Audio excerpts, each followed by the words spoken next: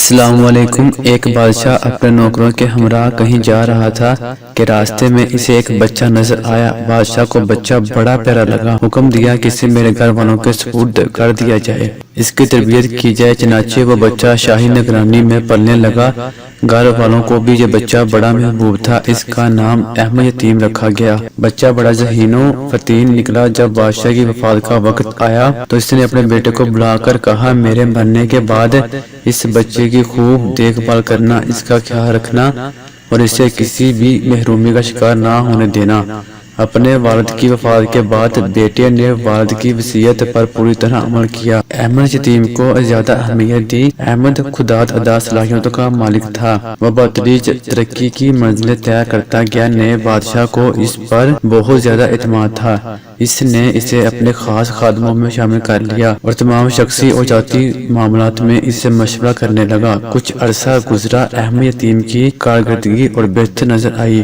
اسے محل کے تمام نوکروں کا نگران مقرر کر دیا۔ اب احمد آزادی کے ساتھ محل کے کسی بھی حصے میں جا سکتا تھا۔ ایک دن بادشاہ نے احمد سے کہا، میرے خاص کمرے سے فلاں چیز لے آؤ۔ احمد جب اس کمرے میں گیا تو وہاں بادشاہ کی خاص لونڈی کو ایک نوکر کے ساتھ قابل اعتراض حالت میں دیکھا۔ اس لونڈی نے احمد کی منت سماعت کی کہ اس پر رحم کرے اور اس کی پردہ پوشی کرے۔ لونڈی خوبصورت تھی، وہ اسے ورگلانے لگی کہ میں تمہاری ہر قسم کی خدمت سر انجام دینے کو تیار ہوں۔ احمد نے کہا، معاذ اللہ، تم کس قسم کی حرکتیں کر رہی ہو؟ میں اپنے امیر کی خیانت کس طرح کر سکتا ہوں؟ اس نے میرے ساتھ اتنا اچھا سلوک کیا ہے، مجھے فرش سے عرش تک لے گیا ہے، یہ کام ذلیل اور گندے لوگوں کا ہوتا ہے۔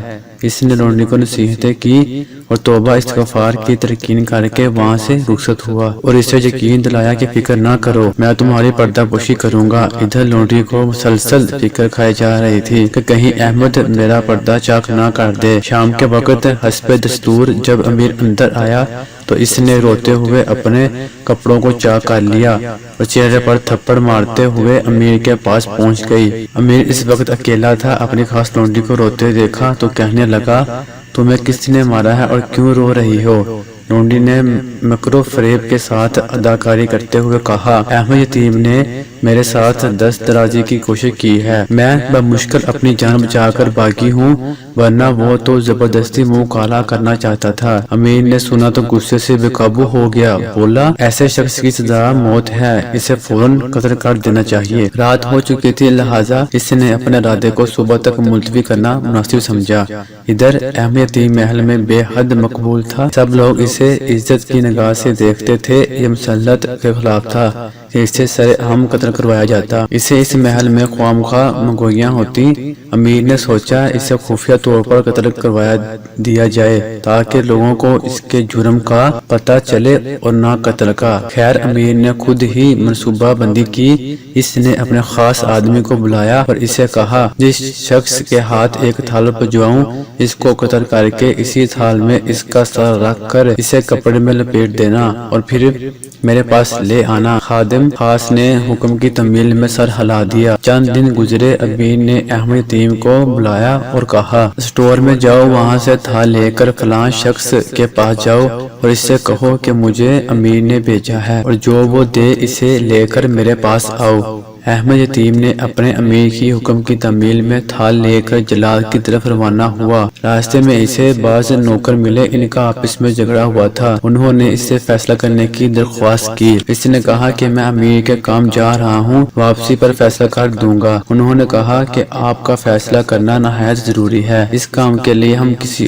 اور نوکر کو بھجوا دیتے ہیں۔ جب وہ تھال لے کر آئے تو آپ اسے امیر کے پاس سے لے جائیں، بات معقول تھی۔ انہوں نے ایک نوکر کو اشارہ دیا کہ وہ تھال لے کر فلاں شخص کے پاس جائیں اور جو چیز دے وہ واپس یہاں لے کر آئے۔ اتفاق دیکھیے کہ یہ وہی شخص تھا جو لونڈی کے ساتھ بدکاری کا مرتکب ہوا تھا۔ چنانچہ وہ تھال لے کر اس خادم خاص کے پاس چلا گیا۔ اس خادم خاص نے قتل کرنے کے لیے خاص جگہ کا انتخاب کیا ہوا تھا تاکہ کسی کو کانوں کان خبر نہ ہو۔ اس نے اس نوکر کو ساتھ لیا اور وہاں پہنچ گیا۔ اس نے اس کی گردن کاٹ دی اور سر تھال میں رکھ کر خوب ڈھانپا اور امیر کے پاس آیا۔ خادم خاص اس تھال کو لے کر حاضر ہوا۔ امیر نے تھال سے کپڑا ہٹایا تو وہاں احمد یتیم کے سر کی بجائے کسی اور کا سر تھا۔ وہ بڑا حیران ہوا، اس نے پوچھا احمد یتیم کہاں ہے؟ بتایا گیا کہ وہ فلاں جگہ ہے۔ امیر نے احمد یتیم کو بلانے کا حکم دیا۔ جب احمد یتیم حاضر ہوا تو پوچھا میں نے تمہیں ایک کام دے کر بھیجا تھا اور کہا تھا کہ تھال لے کر جاؤ، تم خود کیوں نہیں گئے؟ احمد یتیم جو تمام حالات سے بے خبر تھا، اس نے نوکروں کے درمیان جھگڑے اور پھر ان کے درمیان صلح کا ذکر کیا کہ میں وہاں مشغول تھا۔ اچانک امیر کو ایک خیال آیا کہ اس نے اس خادم کے بارے میں پوچھا کہ کیا تم اسے اور اس کے گناہ کے بارے میں جانتے ہو؟ احمد کہنے لگا ہاں، اس کے فلاں لونڈی کے ساتھ ناجائز تعلقات تھے اور اس نے مجھے اللہ کا واسطہ دے کر چپ کرا دیا تھا کہ میں اس کی پردہ داری کروں۔ امیر کو جب سارے واقعے کا علم ہوا تو اس نے لونڈی کو قتل کرنے کا حکم دیا اور احمد کو مزید اختیارات دے دیے، اور اس کے لیے اس کے دل میں محبت اور عزت و احترام مزید بڑھ گیا۔ یہ تھا انجام ایک وفادار کی وفا کا اور ایک خائن کی خیانت کا۔ بلاشبہ اللہ رب العزت کا فرمان حق اور سچ ہے، اور بڑی تدبیر کا وبال اس تدبیر والے پر ہی پڑتا ہے۔ دوستو، یہ تھی آج کی کہانی۔ آپ کو اس کہانی کے بارے میں کیا کہنا ہے؟ کمنٹ سیکشن میں ضرور بتائیے گا۔ چینل کو سبسکرائب کیجیے گا۔